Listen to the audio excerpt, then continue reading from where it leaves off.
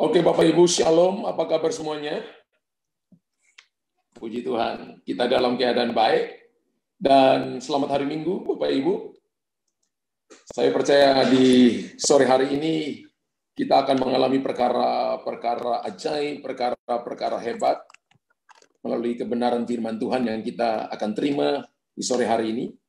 Dan malam ini saya akan berbicara tentang mematahkan kutuk perkataan. Saya percaya bahwa tiap orang, tiap hari, setiap saat berbicara, Bapak Ibu. Tapi tahukah saudara bahwa setiap apa yang keluar dari mulut kita, satu saat nanti kita akan tuai itu. Dan perkataan manusia itu bisa membawa kemampuan mencipta atau merusak. Karena memang manusia diciptakan seperti penciptanya. Kalau kita mendudukan perkataan pada porsi yang salah, maka bisa mengakibatkan kutuk atas hidup kita. Nah, perkataan manusia itu bisa menghidupkan, bisa membangun orang, membangun imannya, bisa mengencourage seseorang. Tapi perkataan manusia juga bisa melukai atau membunuh orang lain. Nah, perkataan manusia itu juga bisa mengobarkan hal-hal besar dalam kehidupan. Menurut Yakobus pasal yang ketiga, ayat 1 sampai ayat yang ke-12, dosa karena lidah. Ya, malam ini saya harap supaya Bapak Ibu catat, ini sebuah pelajaran yang mungkin jarang sekali saya lihat di khotbahin.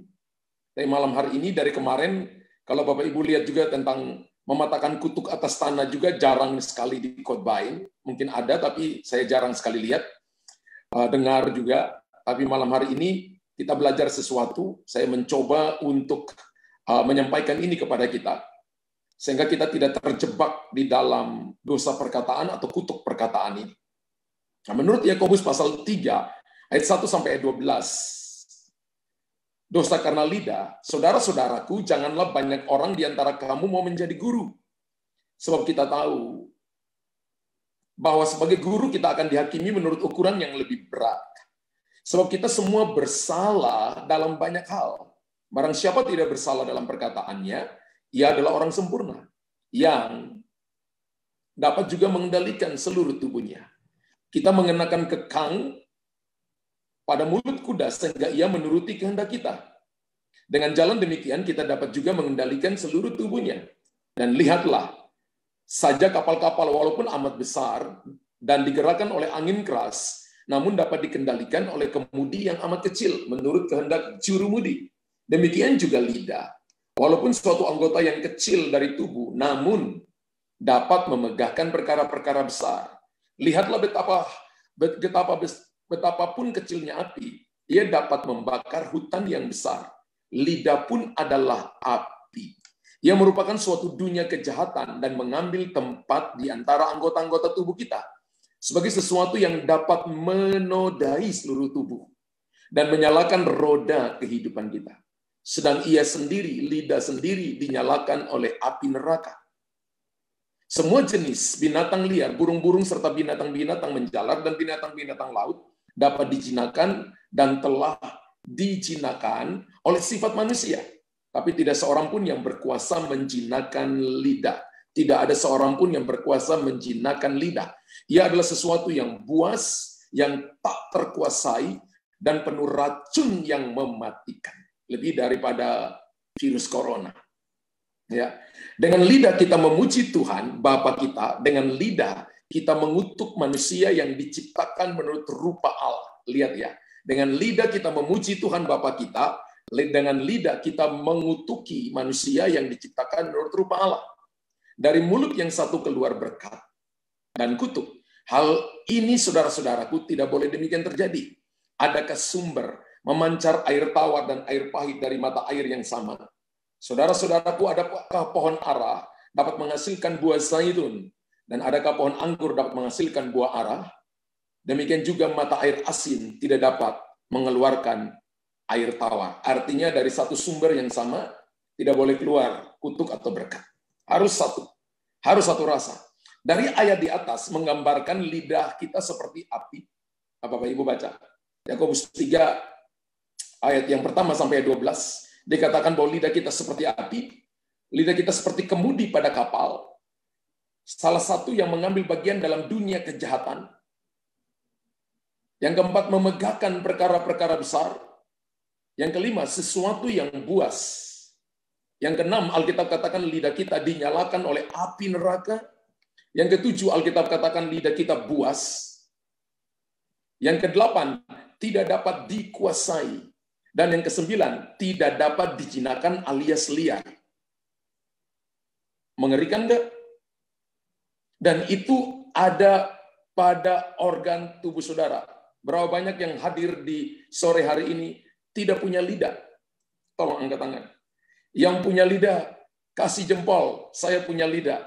Ya, itu berarti bahwa lidah yang Anda punya itu api, bisa jadi kemudi, bisa salah satu yang mengambil bagian dalam dunia kejahatan, bisa memegahkan perkara-perkara besar, bisa jadi sesuatu yang buas, dinyalakan oleh api neraka, ya, dinyalakan oleh api neraka, buas, tidak dapat dikuasai, tidak dapat dijinakan alias liar. Itu dulu Bapak Ibu tahu bahwa ternyata lidah kita ini yang katanya Bruri Perso 5, lidah tak bertulang, ya, ini berbahaya. Berbahaya. Bisa membunuh, bisa mematikan, bisa menghidupkan, bisa memegahkan perkara besar, bisa dinyalakan oleh api neraka. Semuanya jenis binatang liar, burung-burung di udara bisa dijinakan oleh sifat manusia. Tidak ada satu orang pun yang menjinakkan lidah. Saking liarnya. Amsal 18 ayat 21 berkata, hidup dan mati dikuasai lidah. Siapa suka menggemakannya akan memakan buahnya. Amsal 18:21 dengan jelas berkata, hidup dan mati dikuasai lidah. Tidak dikatakan hidup dan mati dikuasai COVID-19. Tidak. Tidak dikuasai virus corona. Tidak. Tidak dikuasai oleh cancer. Juga tidak. Tapi Alkitab berkata bahwa hidup dan mati dikuasai lidah. Siapa suka menggemakannya akan makan buahnya. Berarti dari ayat ini dan ayat yang tadi kita baca, Yakobus 3 ayat 1 sampai 12, Amsal 18:21, kita tahu bahwa hidup dan mati kita dikuasai oleh lidah. Berarti apa yang kita gemakan, ya, siapa suka menggemakannya, makan buahnya. Apa yang kita gemakan, setiap kali Bapak Ibu buka mulut, ucapkan satu perkataan, satu saat nanti kita akan menuai. Artinya setiap kali Bapak Ibu buka mulut, maka itu benih yang satu saat nanti akan kita tuai, baik atau buruk, berkat atau kutuk. Haleluya. Itu berarti bahwa perkataan manusia sangat berbisa dan mematikan kalau ditempatkan pada porsi yang salah atau diucapkan dalam situasi yang salah. Sangat mematikan. Dan kenyataannya ada begitu banyak hal yang kita taruh pada porsi yang salah. Mari sore hari ini, malam hari ini kita mengidentifikasi kenapa sampai misalnya ada kutuk perkataan. Mari kita mengidentifikasi kutuk perkataan. Tadi Bapak Ibu saya sudah jelaskan kepada Bapak Ibu bagaimana akibat, bagaimana fungsi daripada lidah. Bagaimana lidah bisa berfungsi. Menurut Yakobus ada 9 hal yang bisa dilakukan oleh lidah kita. Dan Yakobus, saudara Tuhan Yesus ini menjelaskan bahwa ternyata masalah terbesar dalam kehidupan ini adalah ada di lidah. Berapa banyak Bapak Ibu yang pernah ke dokter? Berapa banyak ketika Bapak Ibu datang dan dokter bilang, keluarkan lidah, tunjukkan lidahmu. Lalu dokter mengambil senter, lalu lihat lidah saudara. Dari lidah Bapak Ibu, dokter sudah tahu Bapak Ibu sakitnya apa. Ketika kita datang di hadapan Tuhan, Roh Kudus juga kepingin lihat lidah saudara. Dan hari ini bisa ketahuan, bisa diidentifikasi penyakitnya apa. Dan kebanyakan penyakit yang terjadi adalah penyakit lidah. Itu membawa kutuk. Nah, kutuk yang pertama adalah kutuk perkataan terjadi saat kita tidak dapat menguasai diri. Ya. Kutuk perkataan terjadi saat kita tidak dapat menguasai diri. Alkitab berkata saat Nuh mabuk, Nuh mengutuki Ham. Orang mabuk pasti tidak dapat menguasai dirinya. Ya. Betul. Bahkan Alkitab berkata bahwa jangan mabuk oleh anggur, karena anggur menimbulkan hawa nafsu. Ada beberapa Bapak Ibu yang latar belakangnya suka mabuk. Orang mabuk nggak bisa kuasai dirinya, ngomongnya sembarangan. Ya. Saat saudara dan saya tidak dapat menguasai diri, contoh saat kita marah, saat kita tersinggung, saat keadaan seperti tidak ada pengharapan pada kita, tidak ada jalan keluar pada kita, banyak dari kita mengeluarkan kata-kata kutuk bagi diri kita, atau bagi orang lain, atau bagi suami, bagi istri, bagi anak-anak, bagi orang-orang sekeliling kita. Karena kita tidak bisa menguasai diri pada waktu itu. Salah satu buah roh adalah penguasaan diri. Kutuk perkataan yang diucapkan oleh Nuh masih turun sampai hari ini. Yang dikutuki itu salah satu anaknya namanya Ham. Ham itu artinya panas. Sem itu artinya luas. Ya, Sem itu artinya diberkati. Yafet itu artinya luas, ya gitu ya.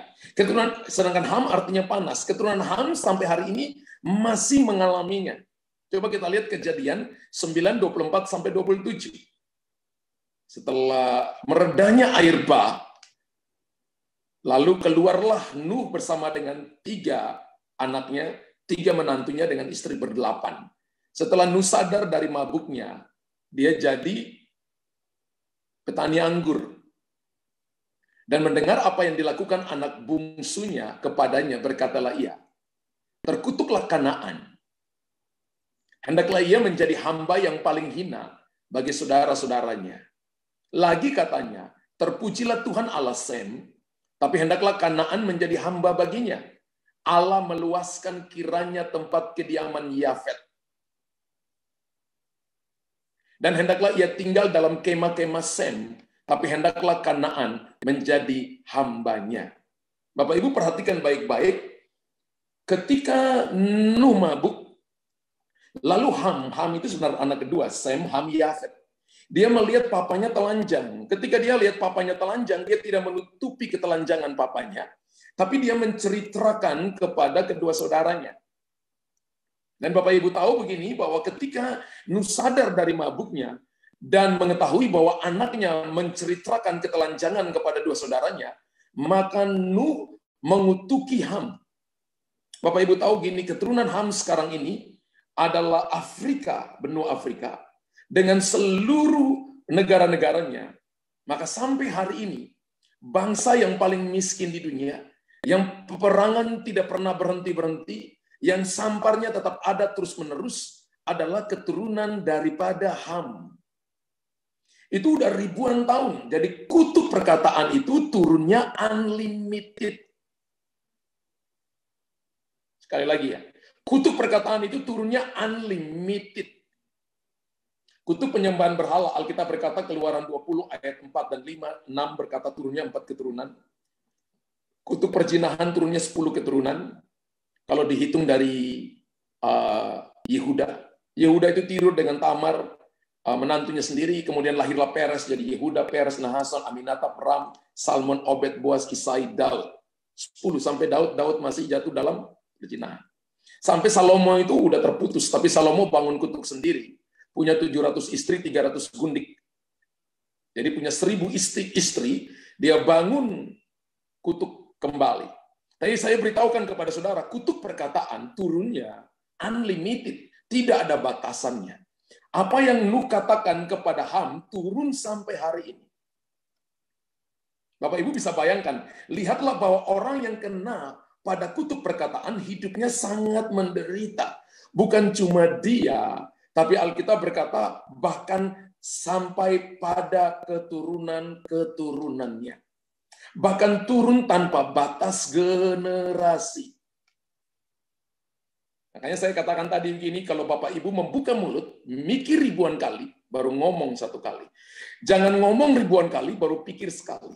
Sebab apa yang kita ucapkan, Bapak Ibu 1 kali mengucapkan, tarik dengan kereta 1000 pun, nggak akan kembali. Karena itu pikir ribuan kali sebelum ngomong, karena itu bisa jadi berkat atau jadi kutuk. Tadi saya katakan begini, bahwa kutuk perkataan itu bisa diidentifikasi ketika kita tidak bisa menguasai diri kita. Ya. Ketika Bapak Ibu tidak bisa menguasai diri Bapak Ibu, maka Bapak Ibu akan melihat perkataan yang salah, perkataan-perkataan mengutuki, perkataan-perkataan tidak membangun akan datang dalam kehidupan kita. Tapi saya percaya bahwa ketika Bapak Ibu bisa kuasai diri, maka yang kita ucapkan adalah perkataan-perkataan yang membangun. Yang kedua, perkataan kutuk selalu terdengar ketika seseorang ada dalam masalah. Ketika Anda bangkrut, ketika Anda penyakit belum sembuh, ketika Anda lihat anak-anak tidak berubah, anak-anak suka melawan, apa saja masalah Bapak Ibu. Ketika kita ada dalam masalah, maka perkataan kutuk selalu terdengar. Saudara bisa dengar anak kurang ajar, anak tidak tahu diuntung, anak binatang, ya. Nama semua binatang disebutkan kepada anak kita. Ya. Suami apa lagi? Suami apa, istri apa, semuanya kita lakukan seperti itu. Sehingga akhirnya yang kita ucapkan adalah bukan kata-kata berkat, tapi kata-kata kutuk. Kapan itu terjadi? Ketika kita ada dalam masalah. Ayub ketika diizinkan Tuhan untuk dicobai setan, maka semua yang ada padanya habis dalam satu hari. Nah, setan menyerang 4 hal dalam hidup Ayub, Bapak Ibu. Setan menyerang ibadah Ayub, karena kambing domba pada masa Ayub adalah binatang korban. Setan matikan itu lebih dulu, sehingga Ayub nggak punya ibadah. Jadi ibadah Ayub diserang lebih dulu. Kemudian setan menyerang bisnis Ayub, untanya semua mati dalam satu hari. Kemudian yang ketiga adalah setan menyerang keluarga Ayub, anak-anak, 10 anaknya mati dalam satu hari. Dan yang keempat, setan menyerang pribadi Ayub. Borok dari ujung kepala sampai ujung kaki. Dan Bapak Ibu perhatikan baik-baik, Ayub 3 ayat yang pertama berkata, sesudah itu Ayub membuka mulutnya, mengutuki hari kelahirannya. Ayub 3 ayat yang pertama dengan jelas Alkitab berkata, sesudah itu Ayub membuka mulutnya dan mengutuki hari kelahirannya.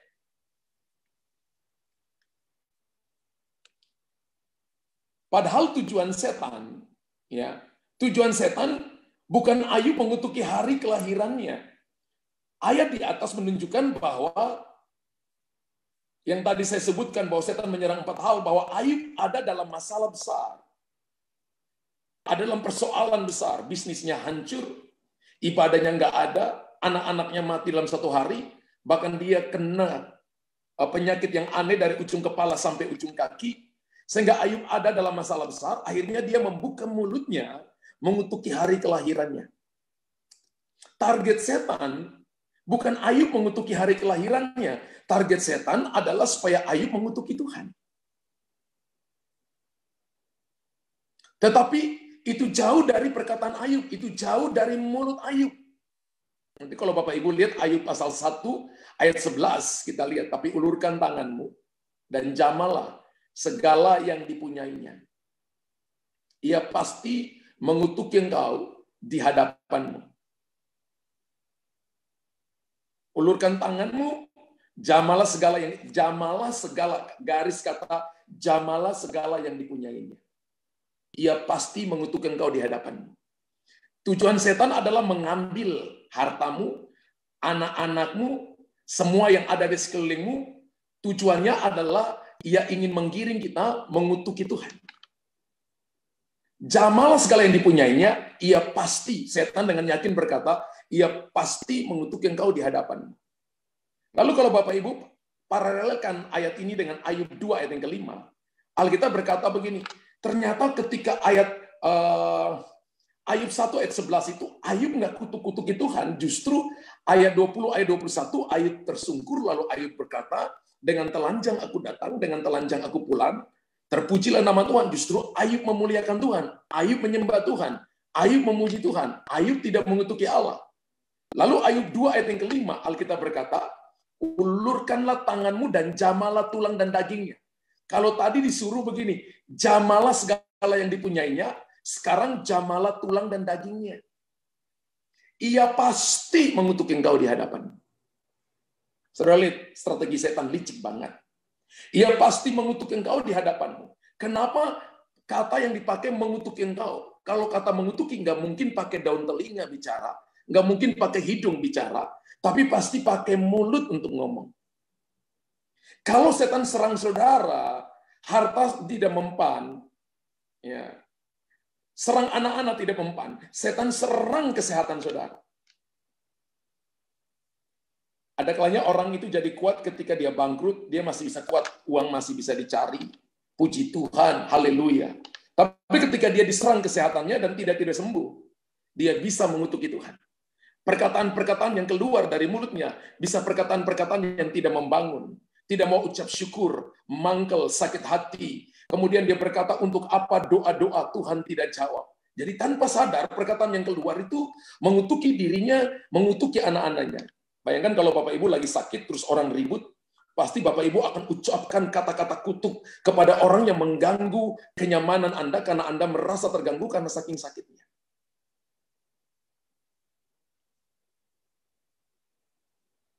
Tapi saya tidak temukan Ayub mengutuki Allah. Ayub tetap menjaga mulutnya, tidak mengutuki Tuhan, tapi Ayub gagal menjaga perkataannya dalam menghadapi masalah kehidupan.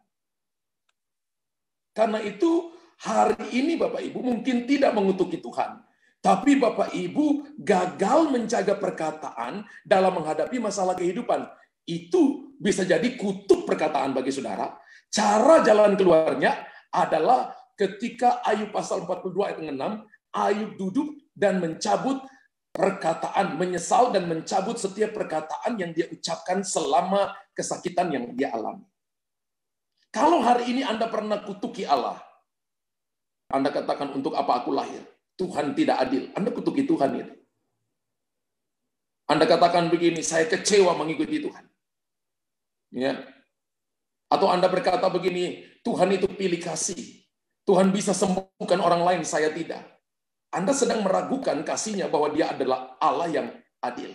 Tapi saudara, saya beritahukan kepada saudara begini bahwa Ayub tetap menjaga mulut tidak mengutuki Tuhan, tapi Ayub gagal menjaga perkataannya dalam menghadapi masalah kehidupan. Saya bersyukur sekali bahwa ini menjadi contoh pemulihan. Kalau Ayub dipulihkan karena dia duduk dan mencabut perkataannya, saudara dan saya juga bisa dipulihkan dari kutuk perkataan ketika kita datang dan mencabut setiap perkataan kita. Ataukah ada perkataan-perkataan orang tua yang mungkin disampaikan di atas kita, bisa kita cabut dan bisa kita patahkan dalam hidup kita. Ayub 40 ayat yang ke-6 berkata, oleh sebab itu aku mencabut perkataanku, dan dengan menyesal aku duduk dalam debu dan abu. Haleluya. Oleh sebab itu aku mencabut perkataanku. Kalau Bapak Ibu nanti baca Ayub 1 sampai ayat 42, ada begitu banyak kekecewaan yang Ayub ucapkan. Dia berkata begini, bahwa terkutuklah buah kandungan yang menyusui aku, kenapa aku harus lihat matahari dan sebagainya. Dia tidak kutuki Allah. Ya, dia tidak kutuki Allah, tapi dia gagal menjaga perkataannya dalam menghadapi masalah kehidupan. Bapak Ibu mungkin hari ini jadi orang Kristen, ya, tetap menyembah Tuhan, tetap memuji Tuhan, tapi gagal dalam menjaga perkataannya dalam menghadapi masalah kehidupan. Sehingga itu akibatnya juga menjadi kutuk perkataan dalam hidup kita. Hari ini saya berdoa supaya Bapak Ibu kita mau datang dengan sadar, lalu tahu bahwa ada kutuk perkataan yang saya ucapkan, bahkan mungkin yang diucapkan di atas saya. Dulu papa saya bilang untuk saya, kamu akan jadi tukang bakul, jadi preman. Dan saya bersyukur Tuhan gak dengar dua-dua perkataan itu dari papa saya. Karena Tuhan punya rencana besar untuk saya. Ketika saya bertobat, saya cabut perkataan itu. Karena itu membuat gambar diri saya rusak. Saya hidup di dalam sebuah bayang-bayang kegagalan. Tapi ketika itu dicabut, saya jadi hamba Tuhan sekarang. Amin. Ada anak-anak yang dikutuki, ya. Kamu akan jadi anak yang tidak berhasil. Ada anak-anak wanita yang dikutuki, kamu tidak akan punya anak. Ya, kalau kamu punya suami, maka suamimu akan ceraikan kamu. Saya beberapa kali konseling dengan wanita-wanita itu dan mereka katakan gini, bahwa mama sering perkataan kutuk untuk saya. Ya. Kamu tidak akan panjang umur. Ada orang tua yang katakan itu. Ada juga orang-orang tua, ada juga pribadi-pribadi yang mengutuki dirinya sendiri. Mendingan saya mati. Kenapa saya masih hidup? Saya ini gagal. Saya ini nggak bisa apa-apa. Tanpa saudara sadar, Bapak Ibu sedang kutuki, taruh perkataan kutuk dalam diri Bapak Ibu.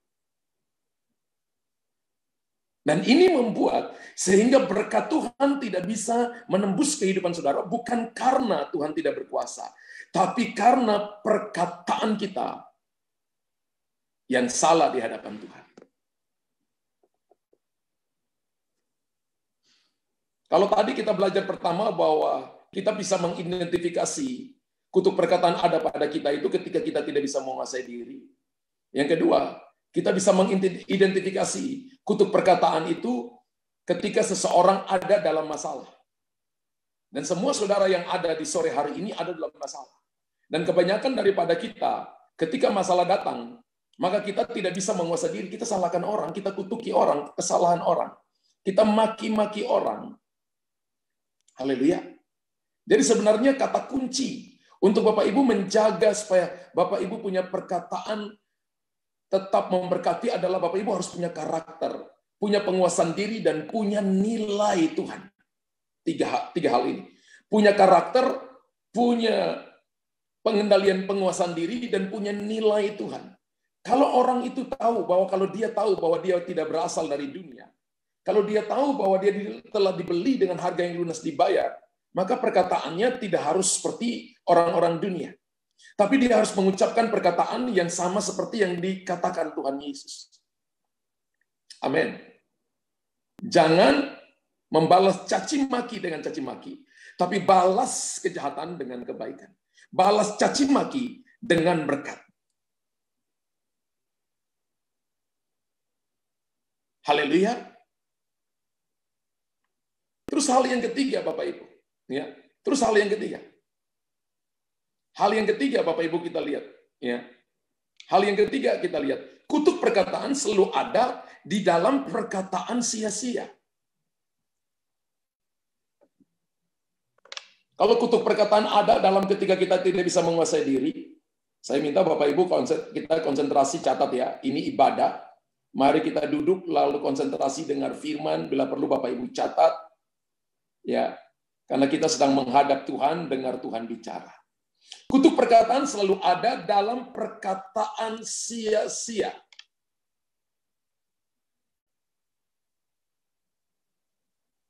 Matius 12 ayat 35 sampai 37. Matius 12 ayat 35 sampai 37. Orang yang baik mengeluarkan hal-hal yang baik dari perbendaharaannya yang baik. Dan orang yang jahat mengeluarkan hal-hal yang jahat dari perbendaharaannya yang jahat.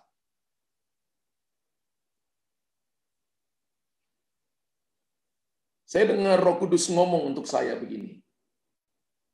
Beberapa daripada Bapak Ibu yang datang sore ini, Anda sakit. Anda punya problem dalam keuangan dan pekerjaan. Karena perkataan yang turun di atas saudara atau apa yang Anda katakan. Kalau itu saudara, Anda boleh tulis di situ, itu saya. Sebentar nanti saya akan pimpin Bapak Ibu untuk kita cabut setiap perkataan ini. Sekali lagi saya dengar Roh Kudus ketika saya baca ayat ini, Tuhan bilang ini, beberapa daripada saudara, lebih daripada 10 orang yang hadir. Anda gagal dalam keluarga, Anda gagal dalam keuangan, bisnismu gagal, Anda sakit hari ini, Anda diserang sakit-sakitan hari ini, karena kutuk perkataan. Orang di atas saudara, orang tua yang katakan, atau Anda sendiri yang mengutuki dirimu sendiri. Lalu Alkitab berkata, tapi aku berkata kepadamu, setiap kata sia-sia yang diucapkan orang, harus dipertanggungjawabkannya pada hari penghakiman. Ingat loh, setiap yang keluar dari mulut kita dipertanggungjawabkannya pada hari penghakiman. Karena menurut ucapanmu engkau akan dibenarkan, dan menurut ucapanmu pula engkau akan dihukum. Bapak Ibu, dengan jelas Alkitab berkata begini, kutuk perkataan selalu ada dalam perkataan sia-sia. Dan ternyata perkataan sia-sia yang kita ucapkan bukan cuma Bapak Ibu akan alami di bumi, efek dampaknya, tapi harus dipertanggungjawabkan di hadapan Tuhan. Akan dihakimi di hadapan Tuhan. Itu berarti begini, jangan sembarang omong, jangan sembarang bicara. Bapak Ibu boleh lolos di bumi ini, sudah di bumi dengan begitu banyak masalah, tapi nggak bisa lolos di hadapan Tuhan. Karena semua perkataan sia-sia ini akan dituntut pertanggungjawabannya di hadapan Tuhan. Saya coba cari tadi kata sia-sia. Dari bahasa Yunani dipakai kata argos. A-R-G-O-S. Argos. Itu artinya bebas dari kerja, nganggur. Tidak punya pekerjaan. Orang yang nganggur, itu selalu ngomongnya sia-sia. Nganggur di sini artinya gini, Bapak Ibu tidak mempergunakan waktu dengan baik. Nganggur di sini itu artinya Bapak Ibu nggak isi kehidupan yang singkat di bumi ini dengan hal-hal yang bernilai, yang bermanfaat. Sehingga akhirnya kita isi dengan omongan yang sia-sia. Itu argos, arti yang pertama. Arti yang kedua dari argos itu adalah malas.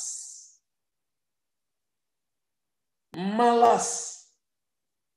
Malas itu dalam arti ini, menghindari pekerjaan yang seharusnya dilakukan. Dan saya percaya bahwa ketika Bapak Ibu lahir di muka bumi, Tuhan sudah memberikan kepada kita potensi, kemampuan, talenta untuk kita bisa memaksimalkannya. Akibat daripada kita tidak memaksimalkannya, selalu punya alasan alias malas. Nah, satu saat orang model seperti ini akan mempertanggungjawabkan di hadapan Tuhan.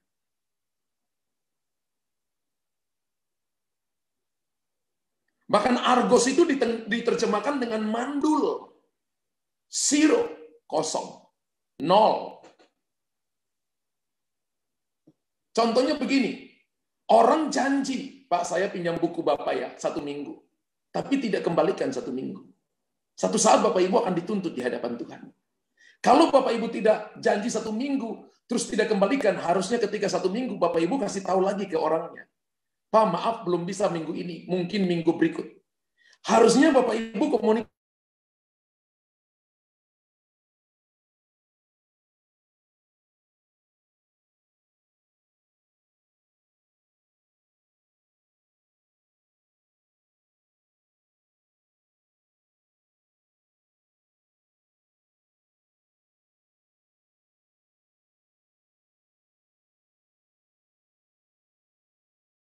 Luar biasa, kelihatannya hebat. Tapi ketika saya turun dari mimbar, Roh Kudus tegur saya. Roh Kudus bilang begini, bohong kamu.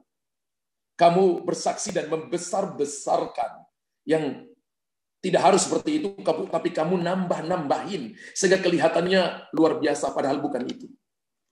Saudara, hari itu saya bertobat. Itu namanya argos, sia-sia. Mencoba menyenangkan manusia, tapi sia-sia.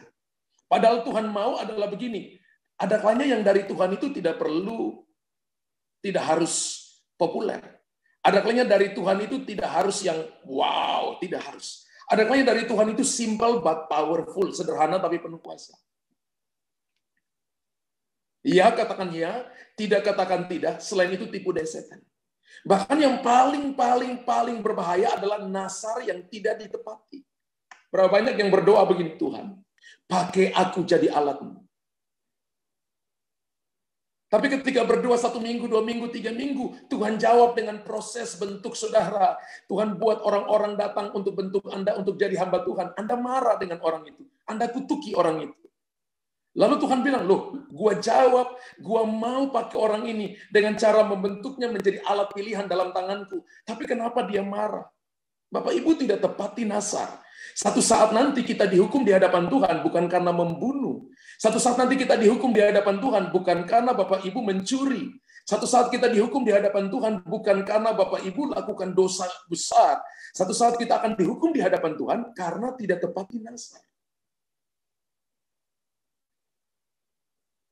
Yang keluar dari mulut kita. Tuhan, aku bernasar nanti untuk contoh misalnya uang. Aku mau berikan persembahan untuk ini, untuk gereja seperti ini, untuk ini seperti ini. Bapak Ibu janji tapi tidak lakukan. Saya baca Pengkhotbah 5 ayat 5 dan 6 kepada Bapak Ibu ya. Lebih baik engkau tidak bernasar daripada bernasar, tetapi tidak menepatinya. Tuhan itu bukan Tuhan yang memaksa. Tuhan kita itu Tuhan yang kasih. Amin. Tuhan itu Tuhan yang tidak otoriter. Tuhan itu Tuhan yang sangat-sangat mengerti kita, mengasihi kita. Lebih baik engkau tidak bernasar, Pengkhotbah 5 ayat 5 dan 6. Lebih baik engkau tidak bernasar daripada bernasar tetapi tidak menepatinya. Janganlah mulutmu membawa engkau ke dalam dosa. Dan janganlah berkata di hadapan utusan Allah bahwa engkau kilap. Utusan Allah di sini adalah hamba-hamba Tuhan. Apakah perlu Allah menjadi murka atas ucapan-ucapanmu dan merusakkan pekerjaan tanganmu? Ada beberapa orang, mereka berani bernasar di hadapan Tuhan, tapi mereka tidak menepatinya. Saya beritahukan kepada saudara, pertama itu jadi dosa. Yang kedua, Tuhan menghancurkan pekerjaan tangannya. Entah itu bisnis, entah itu keluarga, entah itu apa saja. Akibat daripada janji tidak tepati. Artinya, janji saudara di hadapan Tuhan itu adalah covenant, adalah sebuah ikatan yang harus kita tepati. Berarti kalau kita tidak tepati, maka itu jadi kutuk perkataan di atas kita. Makanya Tuhan berkata begini, jangan bernasar, jangan mengeluarkan janji, karena itu jadi kutuk bagi kita. Lebih baik engkau tidak bernasar, aman. Tuhan itu juga nggak maksa. Daripada bernasar tapi tidak menepatinya. Haleluya. Coba Bapak Ibu selidiki hari ini. Saya ingat ketika saya mulai bertobat, saya mulai berdoa, Tuhan pakai aku menjadi Allah dalam, saya diproses habis-habisan. 5 tahun pertama diproses habis-habisan, saudara. Ya, diproses habis-habisan. Tapi akhirnya saya mulai sadar, ini jawaban doa. Saya perlu jaga mulut. Dulu mulut saya suka maki-maki orang, ya, suka bicara hal yang sia-sia. Lalu kemudian saya ambil puasa bicara. Puasa bicara itu begini, ketika orang buat marah, saya nggak mau marah. Ya. Ketika orang buat saya mau tersinggung, saya nggak mau tersinggung. Ketika orang bicarakan saya nggak mau ikut bicarakan orang. Ya. Saya memilih untuk berdiam diri. Makanya Alkitab berkata, Yesus kita ketika datang seperti domba yang kelu yang dibawa ke pembantaian. Tidak bicara apa-apa. Yesus tidak bicara apa-apa. Kalau Bapak Ibu nanti lihat dalam kitab Injil, dikatakan begini bahwa orang Farisi ahli Taurat mencoba memancing Yesus. Supaya dari perkataannya mereka bisa mendapatkan kesalahannya. Yesus nggak ngomong apapun. 3 hal ini saya jelaskan kepada Bapak Ibu. Bahwa kita bisa mendeteksi bahwa kita ada dalam kutub perkataan ketika kita tidak kuasai diri. Makanya orang yang suka cepat marah berbahaya. Hari ini saya kasih tips kalau Bapak Ibu marah, hitung sampai 100. Lihat mukamu di kaca. Mukamu jelek banget. Hitung sampai 100 kalau lagi marah. Hitung 1, 2, 3. Saya percaya 50, tensinya turun.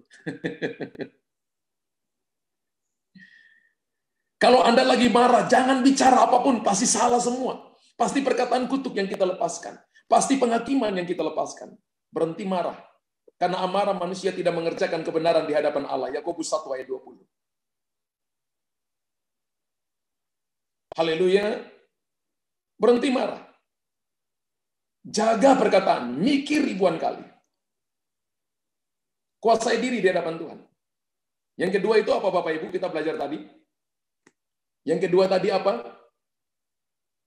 Yang kedua, kita belajar bahwa perkataan kutuk selalu terdengar ketika seseorang ada dalam masalah. Semua kita ada dalam problem. Ujian. Ketika masalah datang, harap tenang, ada ujian. Ketika masalah datang, mari taruh tanda plus di bibir kita. Ayo, taruh tanda plus di bibir kita. Solati bibir kita dengan tanda plus itu salib Yerusalem. Ketika masalah datang, ketika istrinya ngomel, ketika suaminya ngomel, istri, ketika masalah datang, jangan ngomong. Ketika Bapak Ibu ngomong dalam masalah, semua salah. Jangan ambil keputusan apapun ketika Bapak Ibu sedang hatinya gundah gulana dan tidak damai, semua salah. Tunggu sampai hati kita damai. Dan yang ketiga, Bapak Ibu tadi kita belajar yang ketiga adalah kutuk perkataan selalu ada dalam perkataan sia-sia. Hati-hati Bapak Ibu ketika tidak ada kerjaan. Hati-hati waktu yang lowong, jangan bicarakan orang. Hati-hati ketika waktu yang lowong, bermalas-malasan, mandul kosong. Janji tapi tidak menepati janjinya. Bicara omong kosong, nasar tapi tidak menepatinya. Satu saat di hadapan Tuhan, Alkitab katakan, setiap kata sia-sia, argos, yang diucapkan oleh orang harus dipertanggungjawabkan pada hari penghakiman. Sebab menurut ucapanmu, engkau akan dihukum. Menurut ucapanmu pula, engkau akan dibenarkan.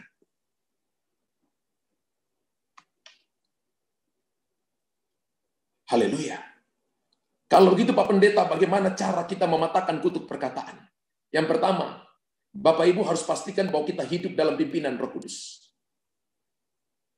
Catat Bapak Ibu ya, karena kemarin kutuk di atas tanah, Bapak Ibu ada yang tanya ulang lagi. Ya. Bapak Ibu ada yang tanya ulang lagi. Bagaimana cara mematahkan kutuk perkataan? Pastikan hidup dalam pimpinan Roh Kudus. Kalau tadi Yakobus berkata begini, bahwa lidah kita dinyalakan oleh api neraka. Saya beritahukan, ada satu api lagi yang menyalakan lidah kita, yaitu api Roh Kudus. Katakan haleluya. Tulis di situ di komentar, lidah saya dinyalakan bukan oleh api neraka, tapi lidah saya dinyalakan oleh api Roh Kudus. Haleluya. Amin. Amin. Ya. Katakan lidah saya dinyalakan oleh api Roh Kudus. Kalau lidah kita dinyalakan oleh api Roh Kudus, maka buah roh ada di situ, kasih ada di situ, pengampunan ada di situ, berkat ada di situ, tidak ada kutuk. Haleluya. Rubah hidup kita hari ini. Rubah. Karena Bapak Ibu lihat, perkataan yang Bapak Ibu ucapkan hari ini, kalau tidak terselesaikan, sampai di takhta pengadilan Tuhan. Dan ada banyak orang Kristen yang dihukum, bukan karena mereka hidup dalam dosa yang orang, wow, dia tidak. Dihukum karena tidak mencabut perkataannya. Atau hidup dalam kutuk perkataan. Yang kedua, berusaha ingat semua perkataan kutuk atau sia-sia yang dikatakan oleh orang tua atau diri sendiri. Berusaha untuk ingat. Kalau ada yang ingat, langsung tulis di situ. Saya ingat papa saya bilang ini, mama saya bilang ini, teman saya bilang ini, dan Anda lupa cabut, tulis itu. Nanti sebentar kita akan cabut itu. Ya. Berusaha ingat perkataan kutuk atau perkataan sia-sia yang dikatakan orang tua atau diri sendiri. Oh, saya gagal. Saya nggak bisa. Oh, saya dibilang sakit-sakitan. Oh, saya dibilang anak bodoh. Oh, saya dibilang anak tidak mampu. Itu kutuk. Bapak Ibu jangan aminin, iya memang saya nggak mampu, iya memang saya bodoh, iya memang dia lebih pintar dari saya. Bapak Ibu sedang mengutuki diri sendiri. Hari ini semua tanaman liar ini kita mau cabut sore hari ini. Kita mau cabut malam hari ini. Sehingga Bapak Ibu akan berbuah lebat bagi kemuliaan Allah. Katakan amin 12 kali. Haleluya. Amin. Haleluya. Nah, Bapak Ibu kita lihat terus yang ketiga apa? Setelah kita tahu hidup kita dipimpin Roh Kudus, yang kedua berusaha ingat perkataan kutuk atau sia-sia yang dikatakan orang tua atau dikatakan diri sendiri, kemudian mencabut setiap perkataan tersebut dalam nama Tuhan Yesus. Makanya usaha ingat, kalau Bapak Ibu ingat catat di situ, ingat catat di situ, ya. Dan sebentar ketika nanti saya berdoa secara overall kepada saudara, semua yang tercatat di situ saya akan cabut satu-satu. Ya. Kalau bisa ingat catat di situ Bapak Ibu, catat. Hari ini kita akan selesaikan perkataan kutuk ini. Sebab ini sangat berbahaya. Bahkan Alkitab tadi berkata dalam kitab Yakobus, seperti kemudi pada kapal, dia bisa menggerakkan hidup saudara. Perusahaanmu besar, usahamu besar, keluarga besar, tapi perkataanmu bisa menghancurkan keluargamu dan usaha bisnismu. Bahkan seperti api yang kecil tapi bisa membakar hutan yang lebar. Kemudian yang keempat, ambil keputusan dan minta Roh Kudus mengendalikan lidah kita. Seperti kekang pada mulut kuda. Kuda punya kekuatan yang besar, cara mengendalikannya adalah taruh kekang pada lidahnya, supaya mengendalikan kekuatan kuda itu. Saudara dan saya punya free will. Kita hanya bisa dikendalikan ketika Roh Kudus mengekang lidah kita. Jadi Bapak Ibu harus minta malam hari ini, minta serahkan lidahmu kepada Tuhan, karena itu kan sesuatu yang buas dan liar. Yang bisa mengekangnya hanya Roh Kudus. Minta kekang Roh Kudus, yaitu firman Allah, mengekang lidah saudara dan saya. Wow. Baru hidup saudara dan saya terkendali sampai di tujuan. Masa depan sungguh ada, harapan tidak akan pernah hilang. Bagaimana itu terjadi? Kalau perkataan Bapak Ibu tidak dicabut. Kalau kita serahkan lidah kita ke dalam kendali Tuhan. Makanya saya kalau berdoa bukan cuma serahkan hati. Tuhan, aku serahkan lidahku. Supaya tidak sembarangan omong. Tidak sembarangan bicara. Tapi ketika aku membuka mulutku penuh kuasa. Ketika aku membuka mulutku penuh dengan kehidupan. Aku tidak mau bicara sama dengan kebanyakan orang yang berbicara. Mayoritas belum tentu kebenaran. Tapi ketika Anda sendiri pun belum tentu itu kekalahan. Siapa tahu itu kebenaran. Singa adalah binatang buas. Hidup di hutan tidak pernah bergerombol, tapi dia raja di hutan. Haleluya. Amin. Langkah yang kelima adalah minta darah Yesus menyucikan kita dari setiap jalur kutuk perkataan.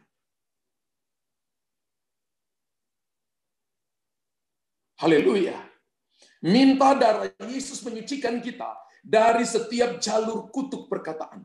Saya minta semua ini Bapak Ibu tulis, hari ini kita selesaikan yang bisa kita selesaikan, mendoakan yang bisa didoakan di situ. Bapak Ibu di rumah bisa mempraktekannya, karena kita bocor, bisa salah ngomong setiap waktu.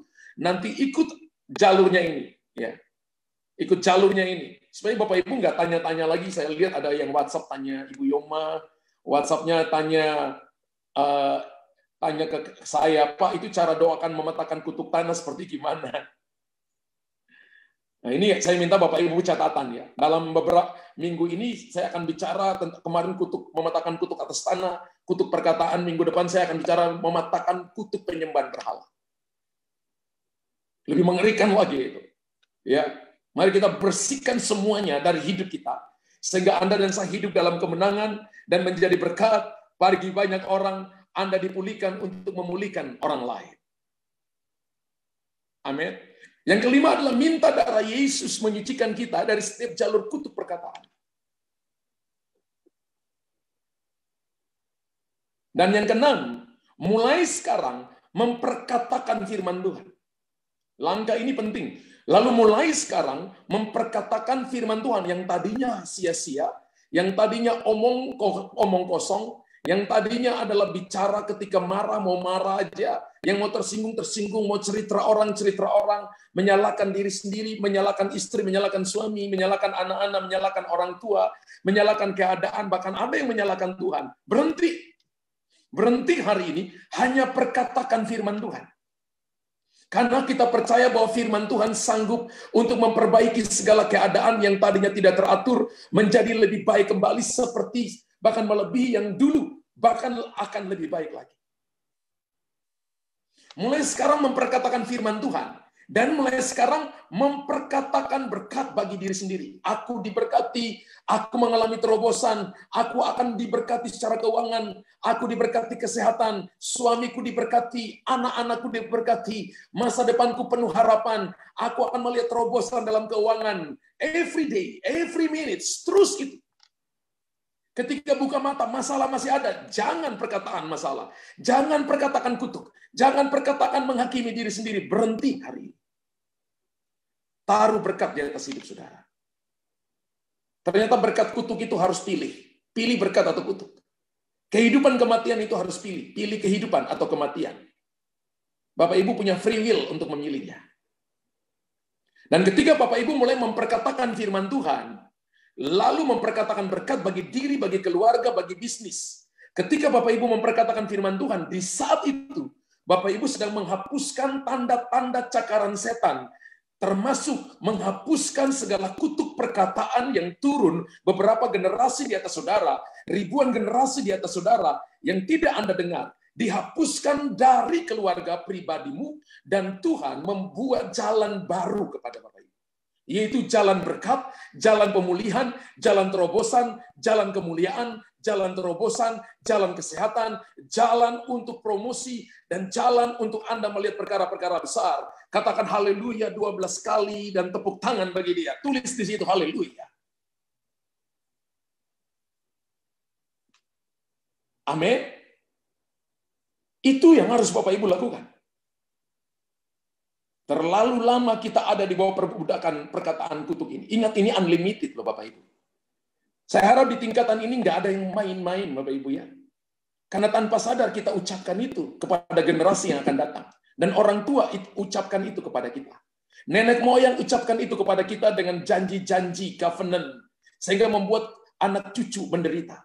Kita punya kuasa dalam nama Yesus untuk mematahkannya. Dan menghapuskan tanda-tanda cakaran setan ini. Supaya kita pribadi, keluarga, bisnis kita ada di dalam anugerah dan berkat-berkat kerajaan Allah.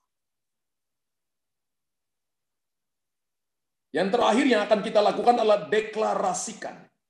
Deklarasikan, katakan saya bebas. Katakan saya bebas. Katakan saya bebas. Saya bebas dari kutuk perkataan. Ayo, Bapak Ibu kita deklarasikan ini. Ikut perkataan saya. Saya bebas. Saya bebas. Saya bebas dari kutuk perkataan. Dalam nama Tuhan Yesus Kristus. Ulangi lagi, saya bebas. Saya bebas. Saya bebas dari kutuk perkataan. Dalam nama Tuhan Yesus Kristus. Sekali lagi, saya bebas. Saya bebas. Saya bebas dari kutuk perkataan. Dalam nama Tuhan Yesus Kristus. Haleluya.